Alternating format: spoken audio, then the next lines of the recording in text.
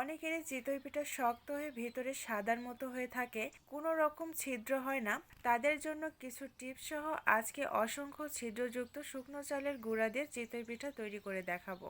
শুকনো চালের গুঁড়ার মধ্যে নর্মাল টেম্পারেচারের পানি দিব অল্প অল্প করে এবং মাখাতে থাকবো।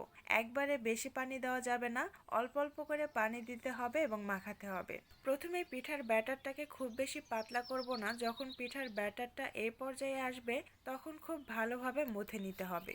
কিছুক্ষণ মথে নেওয়ার পর এটা রেস্টে রেখে দিতে হবে।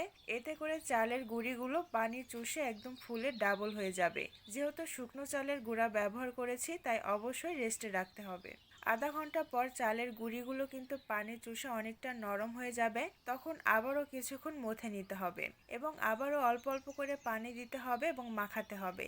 এই স্টেপগুলো কমপ্লিট করার পর পিঠার ব্যাটারের মধ্যে খুব সহজেই কিন্তু স্টিকি একটা ভাব চলে আসবে। আর এই স্টিকি ভাবটা আসার জন্যই পিঠাটা একদম ছিদ্রযুক্ত হবে। চিতই পিঠার ব্যাটার সময় ধরে না মাখালে চিতই পিঠা শক্ত হবে, ছিদ্রযুক্ত হবে না। তাই চিতই পিঠার ব্যাটার যদি ভালো না হয় তাহলে পিঠাও ভালো হবে না।